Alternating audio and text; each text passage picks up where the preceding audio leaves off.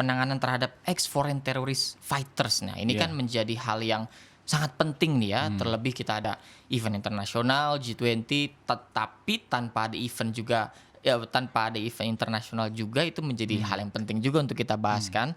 Iya, Mas Sultan. Jadi memang tadi seperti yang disampaikan bahwa kita mau KTT G20 ya. Yes. Itu November 15 sampai 18 kalau nggak salah. Dan memang dalam event itu banyak pemimpin besar dunia akan datang. Oke. Karena itu di Bali jangan sampai terjadi aksi terorisme.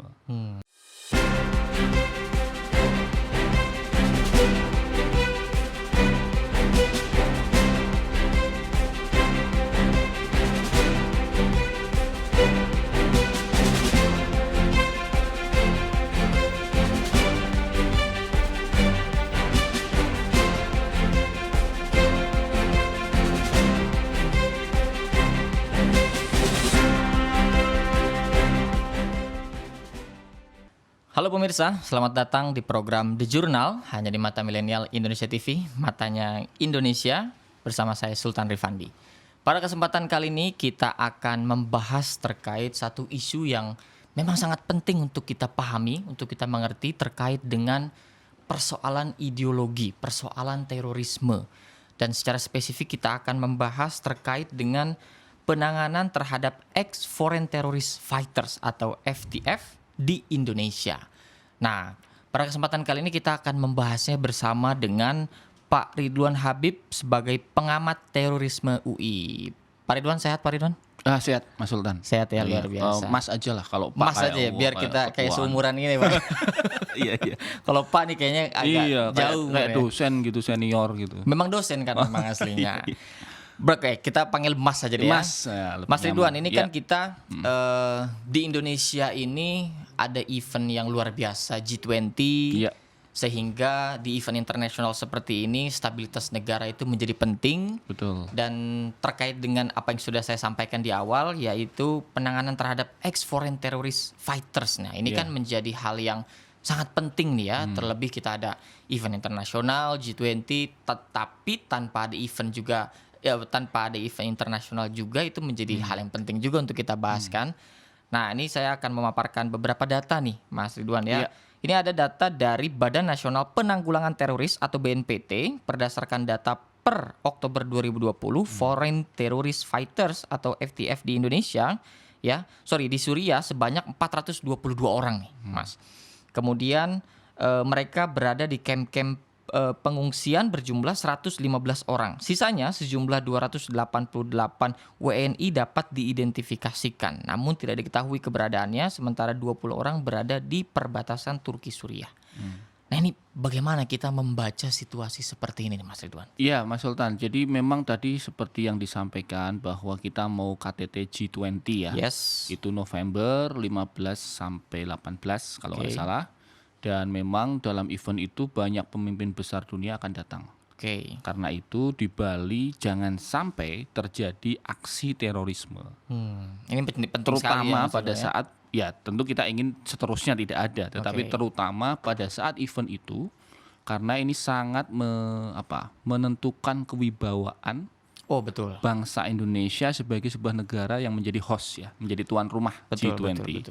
Nah, dalam konteks itu maka tentu kita harus berhati-hati terkait dengan kelompok-kelompok atau orang-orang yang pernah menjadi foreign terrorist fighter di luar negeri yang barangkali ada yang kemudian mereka berhasil slip keluar dari Suriah, lalu kembali ke Indonesia dan membahayakan kita.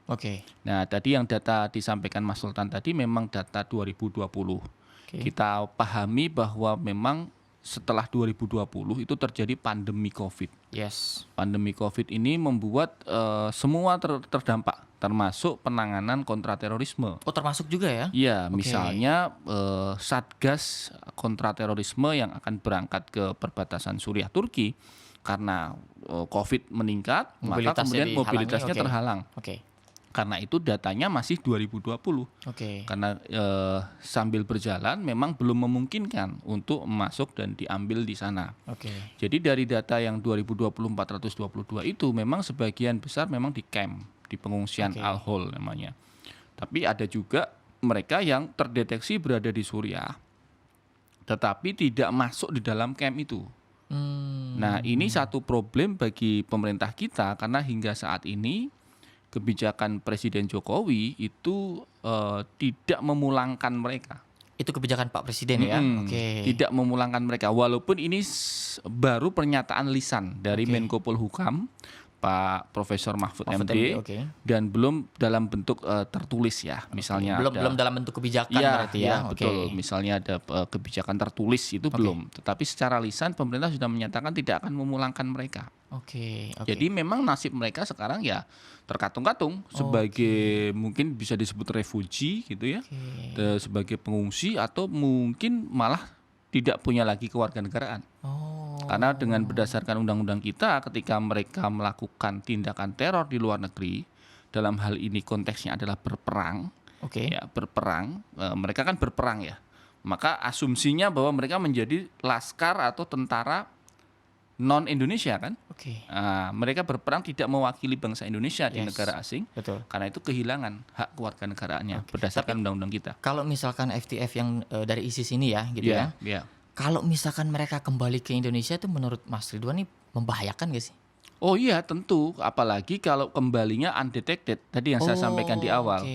Kalau mereka berhasil slip itu lolos dari lubang-lubang pengawasan itu.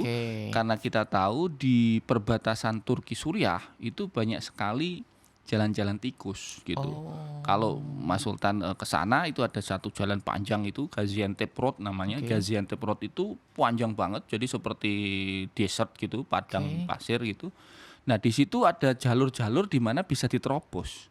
Yang tidak ada petugas di situ atau bahkan oknum petugasnya bermain. Sehingga memungkinkan tidak terdeteksi.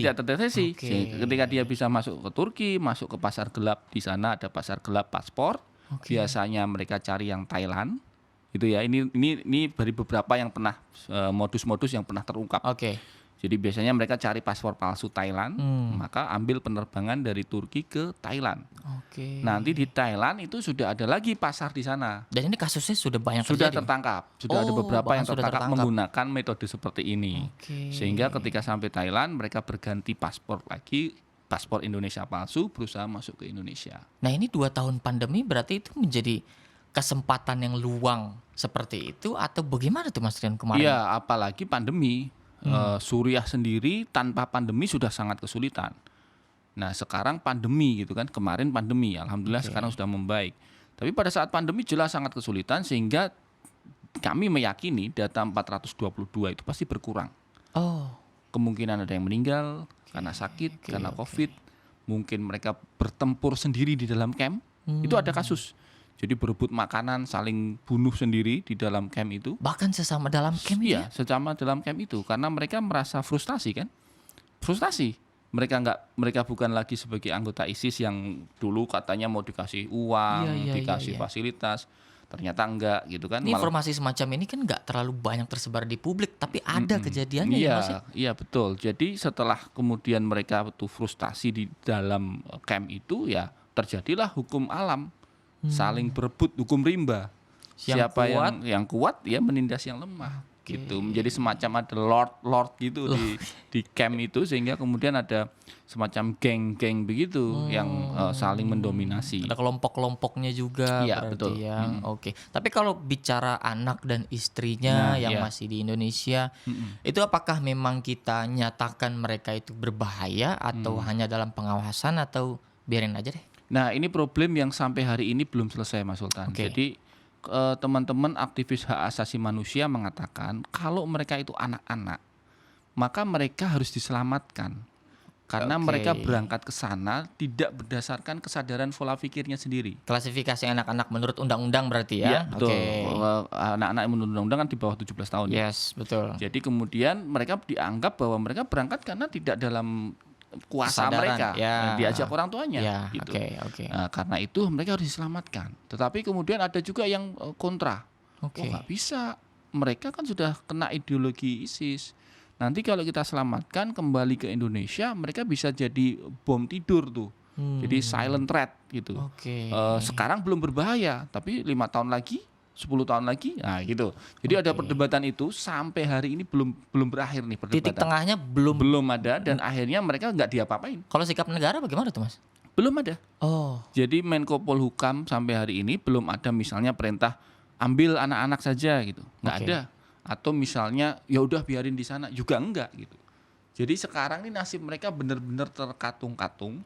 Jadi ini podcast yang menurut saya keren ya karena membahas sesuatu yang unpopular tetapi penting karena ini nyawa manusia. Betul. Ini nyawa manusia. Jadi kita ini berhitung dengan waktu. Bagaimanapun mereka pernah lahir di Indonesia. Kalau saya ditanya pendapat saya pribadi, nah gimana? Saya baru mau tanya. Iya, kalau saya pribadi anak-anak diselamatkan.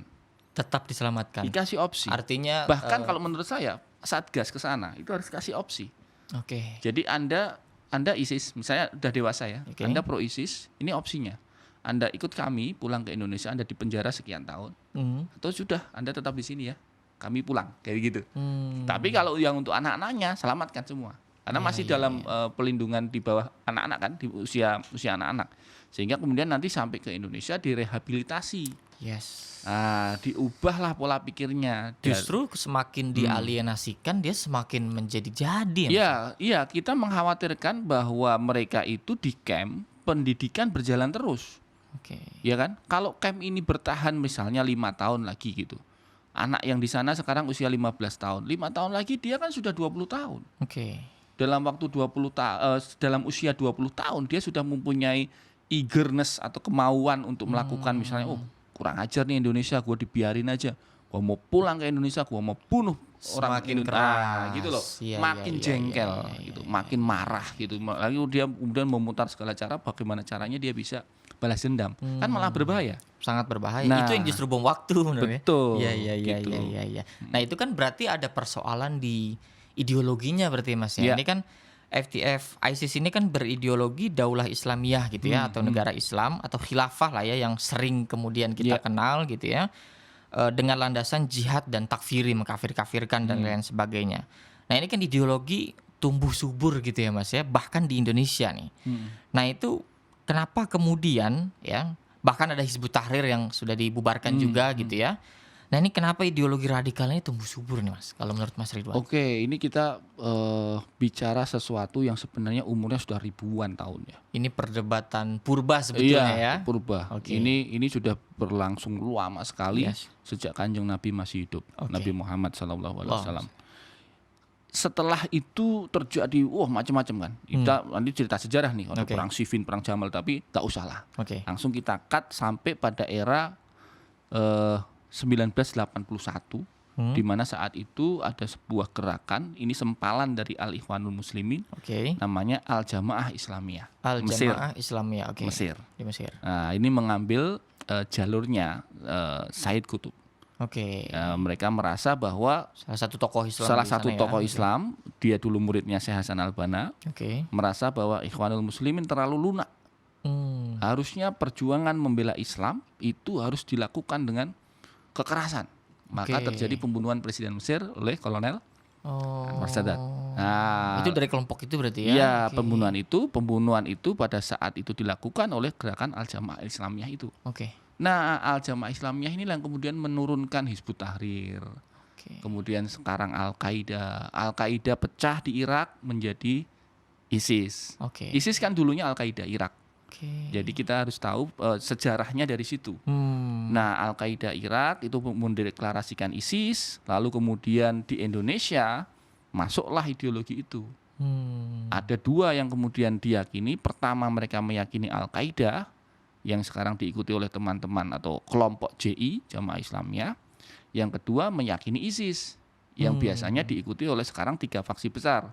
Jamaah Ansarud Daulah, kemudian Jamaah Ansarul Khilafah JAK, lalu yang masih ada walaupun sedikit itu MIT, walaupun jumlahnya sangat sedikit ya. Bukan MIT. Bukan MIT tapi MIT, Mujahidin Indonesia Timur. Walaupun jumlahnya sedikit. Ya, mungkin enggak nyampe 15, mungkin 10 orang gitu. Tapi masih ada tuh faksinya. Dan juga beberapa misalnya Neo NII ya, NII yang kemudian berbaiat ke ISIS, namanya Ansarud Daulah. Nah, Ansarud Daulah dengan Jamaah Ansarud Daulah itu dua hal yang berbeda. Berbeda ya? Berbeda. Kalau yang Ansarud Daulah atau AD itu adalah sempalan dari NII. Oke. Kalau yang JAD itu jalurnya dari JI yang memilih ISIS. Oh. Jadi JI ada yang JI ke Al-Qaeda, ada JI yang ke ISIS. Oke. Nah, JI yang ke Al-Qaeda ini kemudian bikin sendiri. Oke. JI yang ke ISIS ini yang kemudian JAD itu. Oke. Tapi kalau kita bicara hari ini gitu ya Mas, Ya. ini kan milenial dan Gen Z ini kan cenderung Betul. tidak terinformasikan lah soal-soal seperti ini. Tapi apakah operasi ideologi kaki tangannya masih netes ke bawah-bawah generasi kita, Mas? Sangat. Justru Mas. mereka kan masuk dalam bahasa-bahasa yang sangat populer. Oh. Bahasa-bahasa anak-anak muda hari ini, zilenial lah. Zilenial, oke. Kalau milenial itu udah tua. Milenial, oke. Saya milenial. Oh iya. Kalau zilenial ini orang-orang adik-adik yang lahir setelah tahun 2001. Oke. Ya kan? Setelah tahun 2001 mereka belum pernah melihat Orde Baru. Oke. Pak Harto jatuh mereka nggak tahu gitu Ya. kan. Lalu di sini tahu-tahu mereka dicekokin satu narasi bahwa Indonesia ini negara yang misalnya menzalimi umat Islam gitu kan. Indonesia ini negara yang beribadah dipersulit. Rezim ini adalah rezim yang anti-Islam, tapi pakai bahasa-bahasa yang gaul gitu. Oke. Buku-bukunya dibikin segaul mungkin bahasanya, tetapi sebenarnya isinya dalam dan tajam dan berbahaya. Adaptif berarti kalau Ya, seperti itu ya? itu. Oke. Nah, karena itu saya sih menganjurkan teman-teman yang pro NKRI dan Pancasilais juga bergerak dalam bahasa-bahasa anak zilenial. Oke. Gitu loh, podcast misalnya. Jangan kemudian misalnya hanya terlibat pada hal-hal yang sangat prosedural. Seminar, baku gitu ya. seminar, kursus, itu kan anak-anak zilenial ya malas lah. Males. Duduk diceramain gitu terus 5 jam duduk dengerin bapak-bapak bicara kan. Sementara mereka sangat adaptif gitu ya. Sangat adaptif, dibikin outbound, dibikin outing gitu kan. Sehingga nyaman gitu, nggak ngerasa bahwa pelan-pelan itu ideologi meresap. Nah itu kapan ketika akal sehat itu bisa dikalahkan dengan ideologi begitu sehingga pembunuhan, kekerasan itu nggak mereka tolak gitu? Iya, karena mereka ini masuknya ke jantung terdalam kita, ya ini belief, ya. Kepercayaan. Iya, kalau orang sudah belief, kalau Anda meyakini sesuatu, maka Anda cenderung susah mempercayai di luar yang Anda yakini. Sepakat. Ya kan? Anda sudah sangat yakin bahwa Indonesia ini negara yang sedang terzolimi. Oke. Anda masuk di situ, maka narasi apapun dari luar yang enggak kok, kita misalnya ceramah gampang, dakwah di YouTube juga banyak, masjid-masjid banyak, adzan masih banyak. Nggak bisa, itu sudah sudah terbungkus begitu. Kalau bahasa kasarnya malah seperti orang terhipnotis. Gitu kan? Terhipnotis bahkan. Seolah-olah. Sehingga kemudian merasa bahwa nggak bener nih yang ngomong kan bukan kelompok saya, jadi pasti bohong gitu. Mereka hanya meyakini dari gurunya, dari sumber-sumber temannya, komunitasnya, sehingga kemudian mereka terhidup dalam suatu kelompok yang utopia gitu. Mereka merasa sedang memperjuangkan sesuatu, padahal yang mereka perjuangkan itu sebenarnya sudah terjadi. Misalnya mereka memperjuangkan kebebasan beragama, kebebasan beribadah. Kita sudah bebas, mau sholat kapan saja bisa kok. Tapi kalau kita tanda-tandanya melihat indikator bahwa ini orang sudah terpapar itu gimana Mas? Kita jawab di segmen berikutnya Mas. Siap. Kita break sebentar.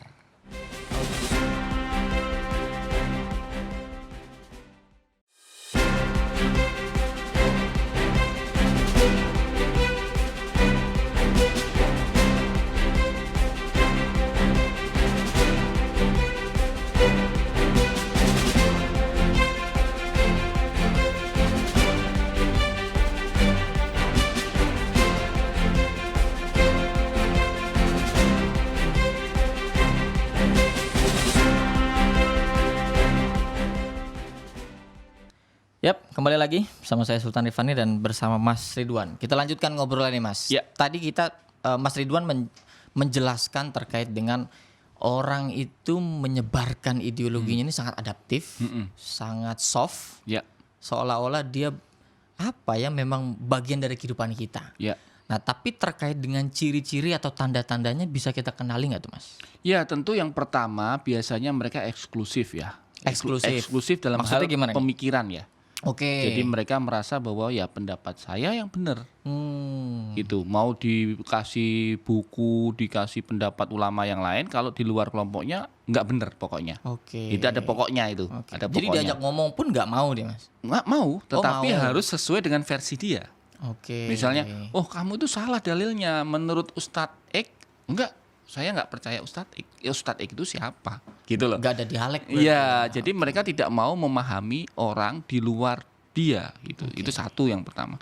Yang kedua biasanya sudah akan mulai melakukan judging atau menyalahkan orang. Jadi misalnya cara beragamamu salah, cara beribadahmu salah. Ini mungkin masuk yang takfiri tadi. Iya, sudah mulai. Oh, kamu ini salah. Sudah mulai menyalahkan orang. Nah, yang ketiga tentu sudah mulai menganjurkan sesuatu tindakan yang mengarah kepada kekerasan. Jadi sudah sampai pada level misalnya polisi itu boleh diserang. Kenapa? Karena polisi ini merintangi kerja dakwah. Zolim, dia menangkapi banyak aktivis dakwah, banyak mujahid dakwah, gitu kan? Mereka menganggapnya begitu. Halal dibunuh. Iya boleh, karena menghalangi, dianggap menghalangi dan merintangi perjuangan mereka. Lalu makailah sirah Nabi secara serampangan.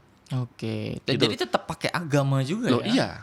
Iya, kita harus jujur bahwa yang mereka pakai ini adalah doktrin-doktrin yang mereka serampangan terjemahkan secara bebas. Gitu loh. Dan ini jangan salah Mas Sultan, ini sudah berjalan ribuan tahun sejarah ini. Langgeng berarti langgeng di setiap zaman ada terorismenya sendiri. Dan ada pasarnya juga. Ada pasarnya sendiri. Mulai di era Kanjeng Nabi sampai era modern Mesir, itu kan, sampai era Indonesia. Dulu kita ingat ada DITII kan? Skarmaji Kartosuwiryo. Ya, mereka kan juga menganggap bahwa mereka berjihad. Menegakkan satu negara Islam di Indonesia. Menurut mereka saya berjuang di jalan Allah kan gitu. Tapi mungkin kan kalau pada masa itu tokoh-tokoh bangsa itu kan memang ghazwatul fikirnya luar biasa ya. Jadi perang pemikiran nasionalisnya bahkan komunisnya gitu. Nah, tapi kan hari ini kita cenderung bias gitu loh Mas. Apa masih laku gitu loh Mas? Loh justru itu penelitian dari teman-teman S2 UIN Sunan Kalijaga di Yogyakarta. Itu mereka menemukan bahwa literatur yang digemari milenial dan zilenial itu ada 3. Yang pertama adalah literatur takfiri. Yang mengkafirkan orang, yang menyalahkan orang gitu kan. Yang kedua adalah literatur jihadi yang sudah ke arah kepada jihad gitu kan, ke arah kepada menyalahkan sistem gitu kan. Lalu yang ketiga adalah literatur yang bahasa kita itu literatur hijrah gitu. Hijrah itu maksudnya berpindah dari satu kondisi ke satu yang lebih baik misalnya. Tetapi permasalahannya literatur ini diisi oleh pembicara, buku-buku itu ditulis oleh orang-orang yang menurut kami tidak sesuai dengan ideologi Pancasila. Ambil contoh misalnya aktivis HTI. Sebut nama lah Felix Shaw. Felix Shaw terang-terangan dia mengatakan bahwa saya aktivis Hizbut Tahrir Indonesia. Dia menulis buku dan bukunya itu menurut riset teman-teman itu lebih laris dari buku teman-teman NU atau teman-teman Muhammadiyah. Justru lebih digemari. Iya, lebih digemari dengan bahasa yang lebih populer, dengan bahasa yang lebih renyah. Jadi ibaratnya kalau gini Mas Sultan ya. Ini ada anak muda nih kelaparan. Siang-siang dia masuk ke sebuah restoran. Lapar banget. Dikasih buku menu.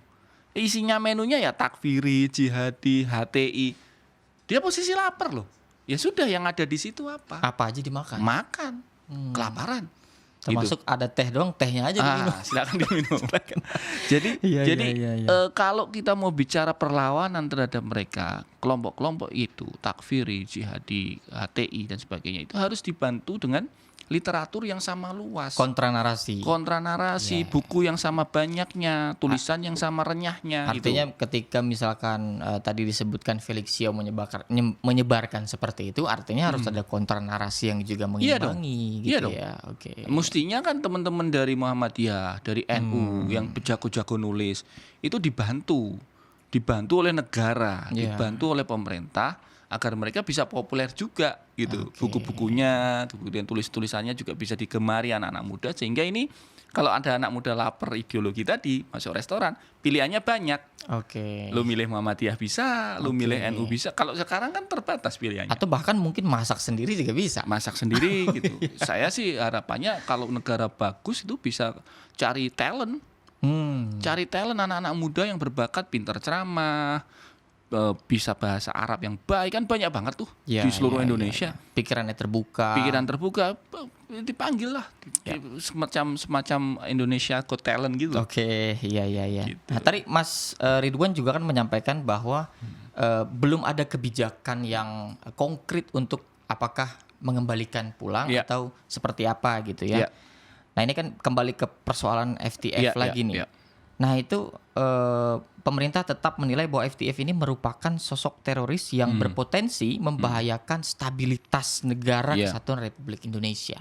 Nah, ini gimana nih, Mas? Ya, memang stand atau sikap terakhir dari Menko Polhukam seperti itu. Itu perdebatannya panjang banget. Saya termasuk dalam perdebatan itu karena beberapa kali diundang juga sebagai narasumber untuk membahas ini di instansi pemerintah. Dan saya sampaikan opsi-opsinya gitu loh. Kalau memang dianggap sebagai sebuah ancaman, maka resikonya Indonesia akan dianggap neglected terhadap warga negaranya. Jadi secara hukum humaniter internasional maupun hukum HAM internasional, kita bisa dianggap salah. Karena ini ada warga negara kita dibiarkan mati di negara orang. Jangan lupa sekarang ISIS sudah nggak ada. Jadi statusnya mereka sekarang menjadi pengungsi di Suriah. Pengungsi gitu. Berarti ya? Pengungsi di camp itu. Ya, kalau mau dipenjara proses hukumnya nggak ada. Betul. Gitu loh. Siapa yang berhak menghukum mereka? Hukum internasional yang nggak jalan di sana. Gitu. Kalau kemudian itu dibiarkan, ya kita bisa dianggap sebagai pembiaran. Sebaliknya kalau ketakutannya adalah ini, wah nanti masuk Indonesia bisa jadi ancaman terhadap ideologi.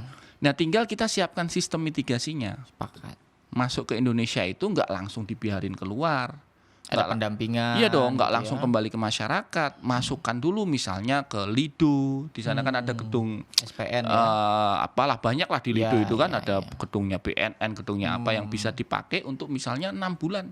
6 bulan brainwash ideologi gitu. Atau kalau mau ya pakai mekanisme pemidanaan.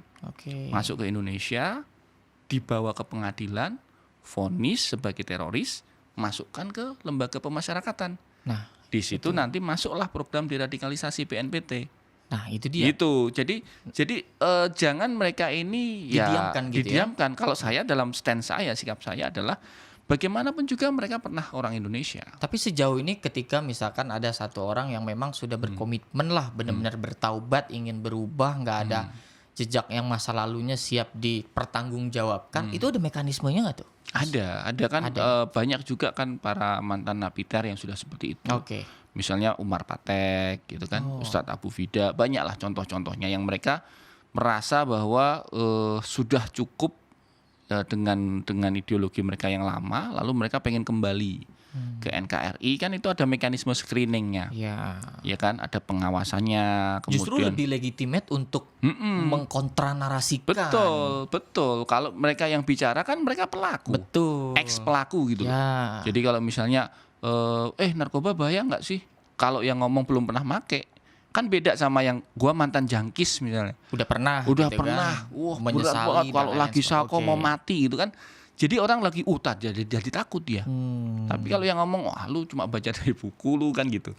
Beda dong. Iya dong, beda. Kalau mereka kan pelaku, pernah berada di dalamnya. Tapi pernah nggak melakukan langkah ini gitu, Pak? Jadi memang seperti ada duta-dutanya yang disebarkan ke masyarakat. Setahu saya sih BNPT beberapa sudah jalan ya. Kayak misalnya Ustadz Abu Fida sering mengisi-ngisi acara, kemudian Ustadz Sofyan Sauri, ada beberapa yang lain lah gitu. Tapi ya belum maksimal. Ya. Ya itu tadi, karena memang justru lebih gencar mereka yang beradaptasi dengan teknologi gitu ya, Mas ya. Betul. Jadi orang nggak kerasa bahwa udah deh gue ikut. Apalagi kan anak-anak muda ini tingkat keberagamaannya kan sangat amat campur gitu ya. Artinya ada yang kalau memang punya latar belakang pesantren misalkan dia bisa memilih gitu kan. Tapi kan kalau yang nggak punya banyak wawasan ini kan yang rentan sekali ya Mas ya. Ya terutama mereka yang biasanya justru dari pendidikan umum, Mas Sultan. Dari pendidikan umum. Ya, ini sudah ada risetnya juga. Jadi ternyata mereka ini susah nih ngerekrut Mas Sultan, alumni UIN gitu kan. Yang ahli pernah belajar agama secara akademik gitu ya. Pernah pesantren juga. Pernah pesantren gitu kan. Mereka nyari yang umum. Jadi yang belajarnya matematika, belajarnya fisika, yang mohon maaf nih, basic keagamaannya tuh nggak kental, nggak kuat dari bawah. Sehingga begitu ada narasi agama, mereka seolah-olah, wah Ini yang gua cari kan gitu. Seolah-olah kemudian merasa bahwa sudah menemukan enlightenment gitu. Padahal itu salah, itu bukan cahaya. Itu kan umur-umur di mana kita tuh mencari jati diri gitu ya Mas ya, bahwa gue udah gede nih, gue pengen berubah deh, gue pengen beragama gitu kan. Itu kan positif tuh ya ketika kita ingin mendekatkan ke agama. Nah, tapi kalau ketemunya yang seperti itu yang bahaya Mas ya. Iya, karena tadi narasi-narasi yang mereka gunakan tuh populer sehingga anak-anak muda yang haus itu enak makannya itu. Gitu loh. Oh, bener ya. Oh bener ya. Saya merasakan juga itu Mas. Sudah merasakan masuk gitu.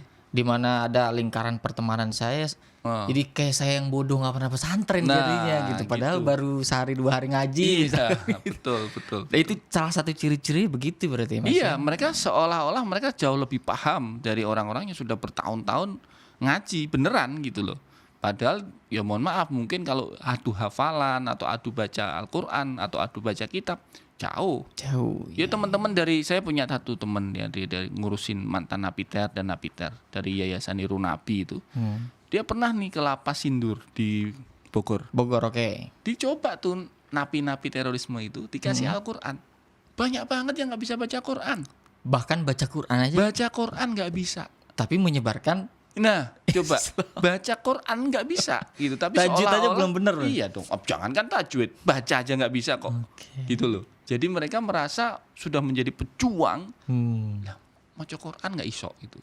Baca Quran nggak bisa. Nah, akhirnya kemudian teman-teman tuh ya sudah diajarin baca Quran, diajarin hafalan. Akhirnya mereka sadar, oh iya saya ini belum apa-apa. Saya ini masih sangat bodoh.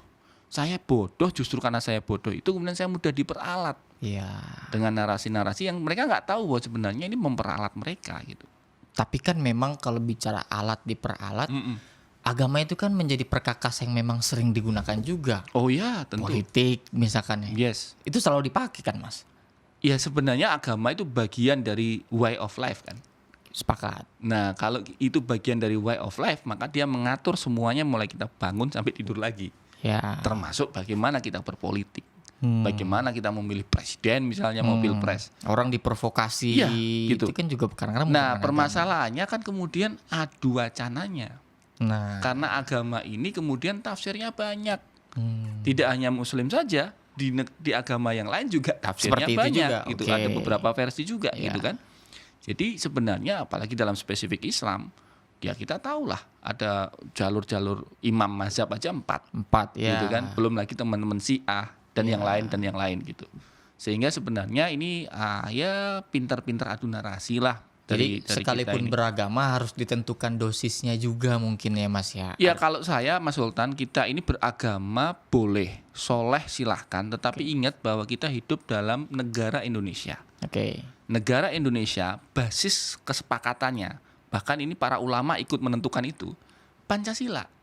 Ideologi negara kita itu sudah jadi komitmen bersama. Itu perekat kita, Pancasila itu. Jadi Anda mau sesoleh apapun ngacu ke Pancasila. Ya. Anda mau se-religius apapun ngacu ke Pancasila. Ke undang-undang kita, ke prinsip Bhinneka Tunggal Ika kita. Memang itu yang kurang sih Mas. Jadi dua identitas sebagai identitas agama dan identitas warga negara itu kadang-kadang nggak berimbang. Nah kadang-kadang juga kita sering kritik ke teman-teman yang mohon maaf nih sekuler lah dalam tanda petik. Ini ekstrem kiri lah ya. Iya, yang seolah-olah kemudian gua paling Pancasilais, lu kagak kan gitu. Itu juga nggak bagus. Itu nggak benar karena ya nggak boleh dong. Masa orang beragama dengan baik terus dianggap nggak Pancasilais. Nah, kadang-kadang kontra narasinya di publik seperti itu Mas. Itu kadang juga saya terganggu juga. Justru kemudian apa yang terjadi menimbulkan diametral. Nah nggak ketemu akhirnya. Lu di sana, gua di sini. Lu di sana, gua di sini. Nggak akan ketemu. Kalau prinsipnya para founding father kita Bhinneka Tunggal Ika, yang dicari bukan perbedaan. Yang dicari persamaannya apa gitu loh. Oh sama-sama makan nasi gitu kan. Sama-sama nggak bisa makan kalau nggak ada nasi kan gitu. Mulai yang kecil-kecil gitu. Sama-sama suka minum es teh gitu kan. Malah es teh manis aja minumnya semuanya. Gitu. Iya, jadi persamaan yang harus dicari gitu ya. Oke, tapi kalau kita bicara FTF lagi nih.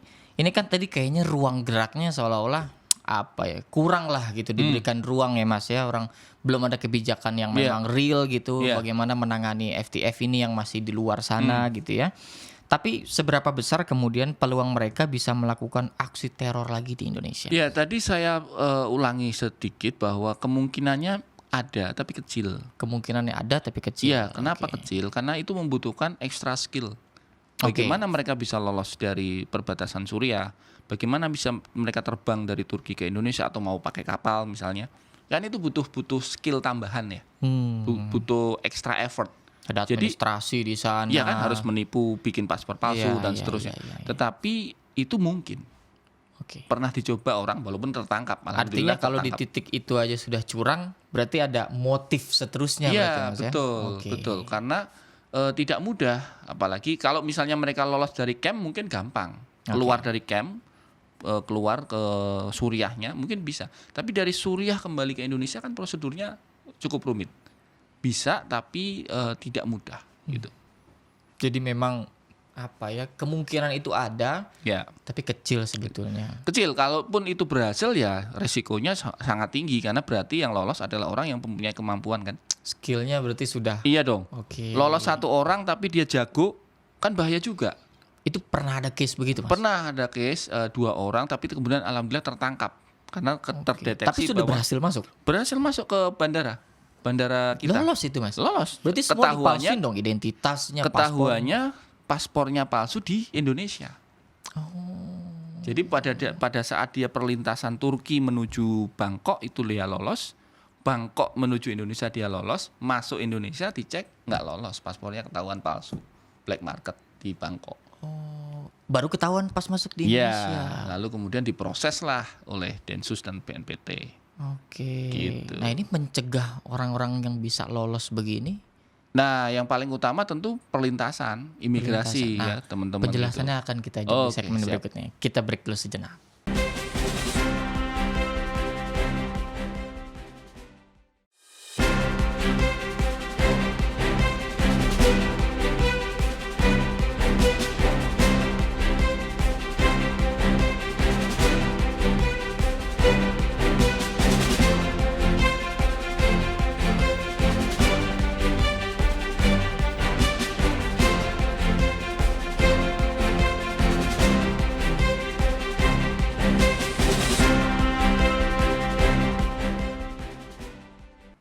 Kembali lagi bersama saya Sultan Rifandi dan juga Mas Ridwan Habib. Iya, Mas Sultan. Kita lanjutkan nih Mas. Tadi kita membahas terkait ada satu case yang dia berhasil lolos, dipalsuin identitasnya, dia pindah baru masuk ke Indonesia dan lain-lain sebagainya. Nah, kita bicara soal pencegahan. Artinya kalau tadi Mas Ridwan mengatakan kalau udah lolos skillnya udah tinggi. Nah, itu mencegahnya dari hulu ke hilirnya, deradikalisasinya itu bagaimana nih kira-kira? Yang pertama secara teknis tentu perlintasan ya. Perlintasan dalam hal ini tentu imigrasi, bea cukai ya.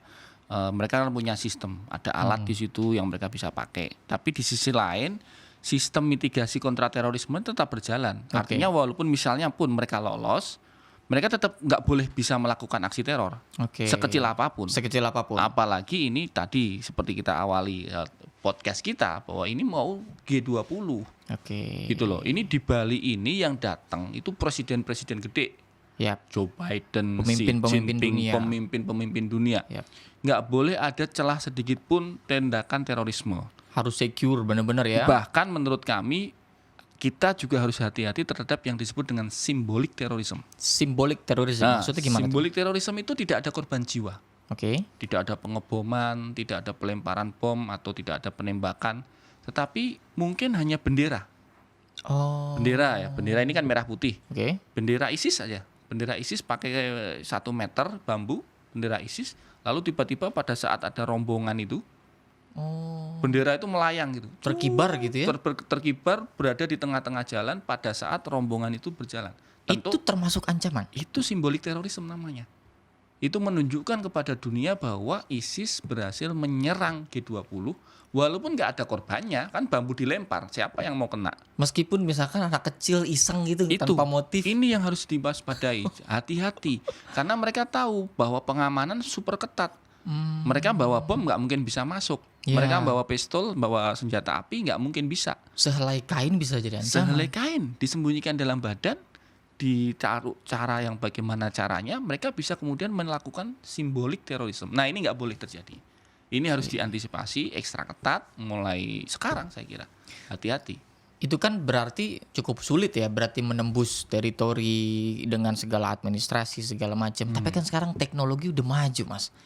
Drone Dia misalnya. nonton drone misalkan atau diajarin dari negaranya di Indonesia, lu ngerakitnya begini dan lain-lain sebagainya. Bahkan bisa merakit bom pakai dari internet. Itu kan udah marak. Itu gimana tuh, Mas? Ya apalagi sekarang era IT kan.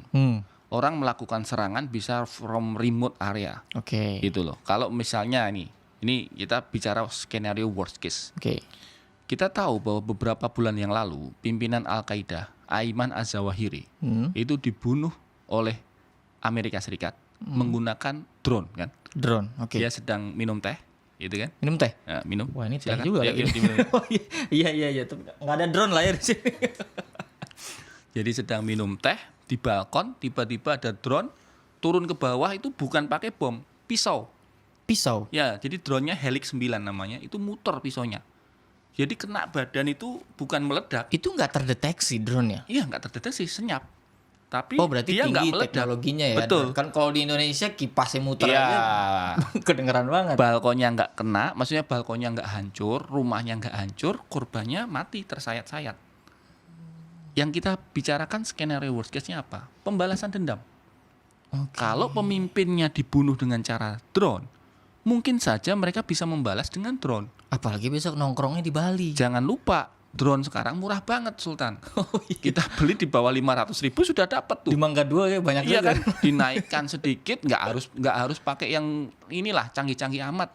Pakai mercon aja, naik turun meledak dar. Mungkin simbolik, mungkin nggak akan ada yang mati. Tapi bayangkan dampak internasionalnya buat Indonesia. Luar biasa. Orang akan kita akan dianggap sebagai sebuah negara yang gagal menyelenggarakan G20 secara aman.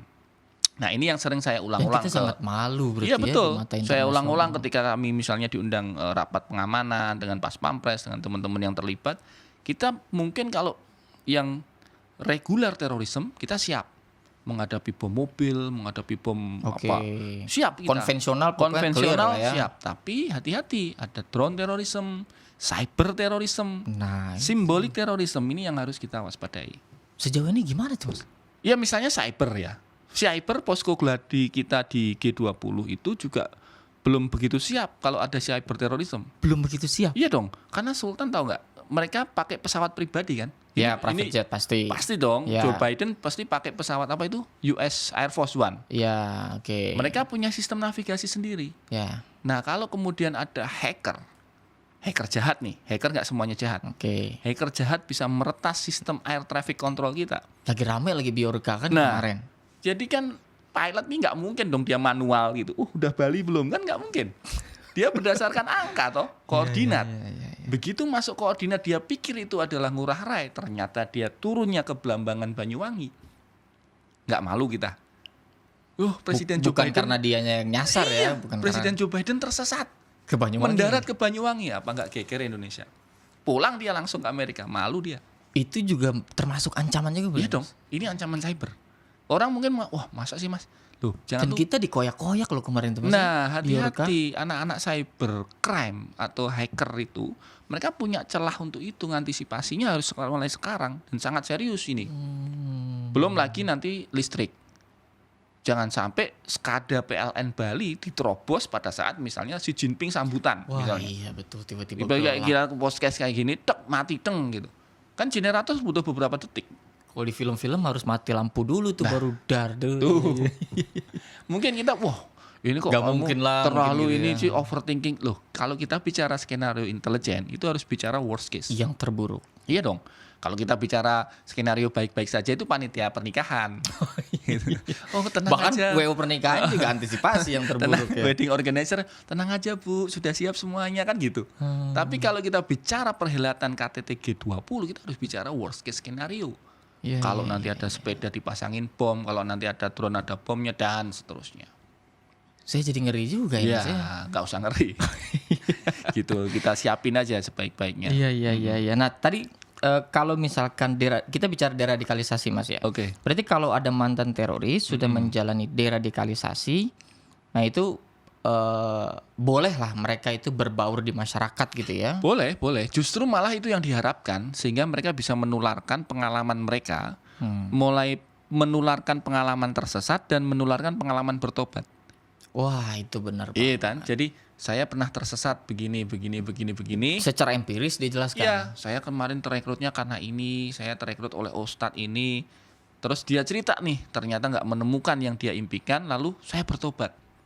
Saya merasa hidayah itu muncul kembali ketika saya dalam penjara, lalu kemudian saya kembali ke masyarakat. Nah, misalnya gitu. Justru harus begitu. Dari hulu ke hilir dijelaskan. Iya, karena kalau sekali lagi kalau mereka deradikalisasi terus dibiarkan saja, nggak kita dampingi, nggak kita minta untuk bicara ke masyarakat, ada satu jeda yang bisa memungkinkan mereka loh. Kalau kayak gini ya ngapain? Aku balik lagi aja ke teman-teman lamaku. Iya. Kan ada faktor begitu, ada faktor orang-orang tuh merasa egonya nggak dimanfaatkan gitu loh. Benar. Saya punya keahlian tapi saya nggak dimanfaatkan, ya sudah. Balik aja saya ke kelompok lama. Lebih dihargai, lebih dihormati. Iya, dipanggil ustadz gitu kan. Iya, terhormat gitu ya. Dikasih dana kan gitu. Iya. Jadi justru dia harus membantu negara untuk menyebarkan dari hulu ke hilir gitu ya Mas ya.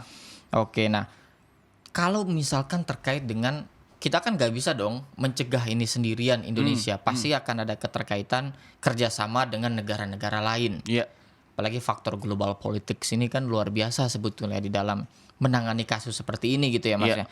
Nah itu bagaimana kerjasama Indonesia dengan negara lain untuk mencegah terorisme, khususnya FTF ini? Ya sekarang alhamdulillah sih BNPT menurut kami sudah jauh lebih baik ya kerjasama luar negerinya. Kemarin juga Pak Boy Rafli Amar juga ke New York untuk bicara dalam konferensi PBB tentang kontraterorisme juga.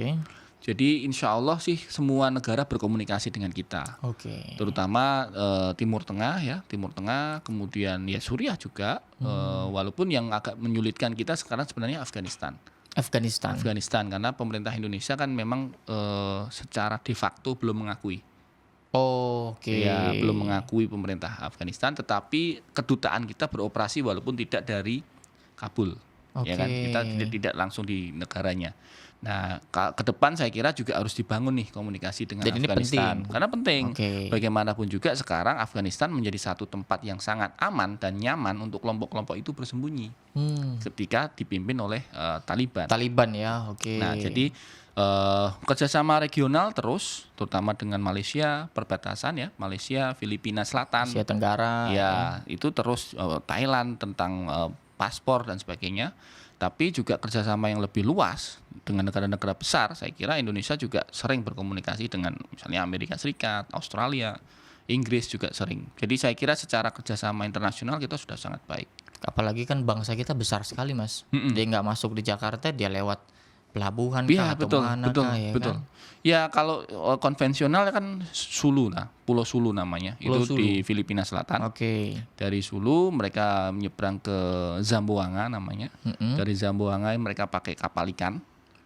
Kapal ikan yang biasa buat ngangkut udang. Nelayan biasa itu pakai. Biasanya 17 jam itu. 17 jam mereka nanti akan masuk Sulawesi Utara. Begitu masuk Sulawesi Utara ya sudah masuk. Ya. Ini yang harus kita antisipasi. Itu jalur yang biasanya banyak. Iya, saya kebetulan pernah melakukan riset dengan mencoba jalur itu tahun pernah juga 17 jam itu Mas. Tahun 2011 bahkan. Sudah 10-11 tahun yang lalu kita pengen nyoba beneran nggak nih jalurnya. Beneran ada dan beneran bisa. Dan Mas Ridwan berlayar tanpa paspor. Iya. Tanpa pemeriksaan paspor maksudnya. Ya paspor masih saya simpen sih. Disangka teroris waktu itu Mas? Iya, nggak ngomong. Kirain ditangkap. Nyoba. Iya. Gitu. Dan itu berhasil. Lolos. Borderless sekali berarti Mas. Saya berangkat dari Lahadatu, Malaysia. Sampai ke Indonesia itu butuh 4 hari. Melalui Kepulauan Sulu, Filipina Selatan. Siapapun bisa masuk. Iya, gitu, jadi Mas. memang beneran ada itu jalur itu. Jalur itu bisa digunakan. Tapi sekarang udah pasti wallahu alam. Saya belum ngecek lagi. Kapan ikut. Itu terakhir kapan berarti Mas? Saya nyoba 2011. 2011. Yes, 11 tahun yang lalu kan? 11 tahun yang lalu. Ya, jadi mungkin sudah lah, moga-moga. Harusnya. Ya, moga-moga sudah. Itu waktu itu sedang rame pertempuran antara pemerintah Diraja Malaysia melawan Kesultanan Sulu. Saat itu terjadi pertempuran di yang saya datangi itu Lahadatu. Jadi di Lahadatu itu ada perkebunan besar. Nah, di situ mereka bertempur. Gerilyawan dari Filipina Selatan larinya pakai kapal. Nah, ternyata dari situ ternyata bisa sampai Sulawesi Utara. Dan masuk orang ya? Masuk ya sebagai nelayan aja. Atau bahkan udah ada campnya di Sulawesi Utara itu, Mas? Enggak sih. Oh enggak ya? Enggak, cuma transit di cuma jalurnya aja terbuka ya. Oke, ini semoga sudah tertutup kali ya. Iya, moga-moga lah. Ada patroli rutin. Iya. Ada patroli rutin di sana. Oke, nah ini terakhir mungkin nih Mas ya.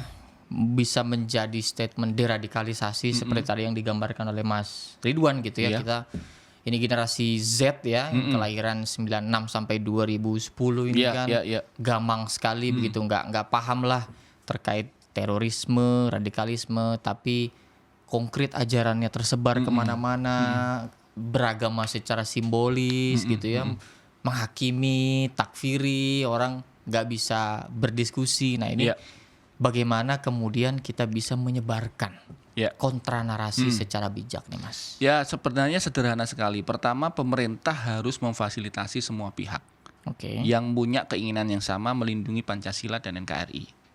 Nggak bisa kita kemudian berharap masyarakat dong yang jalan. Negara punya kewajiban itu. Negara diamanai oleh undang-undang untuk menyelenggarakan itu.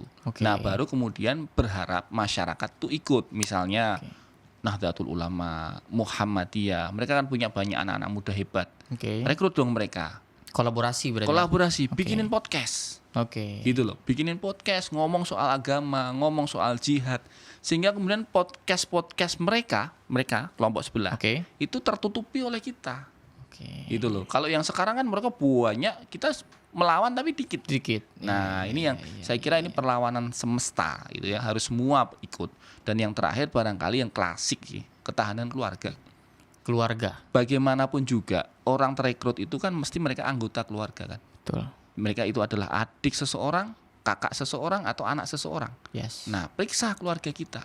Jangan-jangan mereka mempelajari sesuatu kita nggak tahu di laptopnya, di handphonenya, mempelajari tentang bom misalnya, mempelajari tentang ISIS, mempelajari tentang macam-macam itu. Jadi pertahanan paling kecil tuh keluarga. Ini mungkin orang klise banget Mas, tapi itu yang paling penting. Kalau kemudian ayahnya lihat, kamu buka apa? Oh, jihad apa itu? Diajak diskusi. Tertutup misalkan. Nah, tiba-tiba saja tertutup, pengajian ditanya temennya siapa nggak jawab. Nah, ini mulai nih red flag. Ya kan bahasa jakselnya kan. Udah red flag nih gitu. Udah red flag, nah, harus kemudian segera ditangani. Tapi kalau mencegah munculnya WNI yang bergerak menjadi FTF, pertama memang perlintasan keluar ya, satu. Tapi agak susah sekarang, apalagi orang bisa ngaku vacation ke Turki, berlibur. Iya kan, Sultan murah banget tuh kita sekarang ke Turki. Betul, kan. Mereka ada paket-paketnya sekarang. Sekarang mereka butuh banget wisatawan. Jadi gampang banget tanpa visa kita bisa ngaku ke Turki. Padahal di Turki ada jalur-jalur untuk kembali ke sana. Tetapi saya kira dengan nggak ada lagi ISIS sudah jatuh ya. Terakhir basis mereka di Palmyra, habis tahun 2018 akhir Desember. Jadi setelah Desember 2018 mereka nggak punya basis lagi. ISIS beroperasi secara apa? Digital. Jadi mereka sekarang digital khilafah. Bikin TikTok juga mereka ya? TikTok tertutup. Ya untuk konten mereka. Jadi agak susah. Sekarang kalau orang saya mau jihad ke luar negeri, lu mau kemana? Gitu. Mau ke Suriah kagak ada, mau ke Afghanistan susah. Itu ada pemeriksaan Taliban di perbatasan, lebih susah lagi itu masuknya. Jadi sekarang insya Allah sih lebih nggak mungkin untuk keluar. Nah yang harus diperkuat di dalam. Jangan sampai tadi ISIS khalifah itu digital khilafah itu mereka ikuti. Dan itu termasuk juga keluarga juga penting mengawasi tadi itu. Yang paling utama jangan sampai kemudian kita neglected. Kita lengah, tiba-tiba adik kita, kakak kita, atau anak-anak kita, terdekat kita, orang terdekat kita nggak sadar mereka belajar sendiri menggunakan gadget atau IT yang ada di rumah. Semoga kita terhindar dari pemahaman-pemahaman seperti itu. Ya, sama-sama. Terima kasih Mas Ridwan, ini luar biasa, sudah 1 jam kita ngobrol nggak kerasa. Semoga apa yang disampaikan Mas Ridwan ini bisa kita pahami betul dan kita terhindar dari ideologi ekstrim kanan maupun ekstrim kiri. Sekali lagi terima kasih. Kita akan saksikan di episode lainnya hanya di Jurnal di Mata Milenial Indonesia TV. Matanya Indonesia. Thank you, Mas Ridwan. Sama-sama. Siap.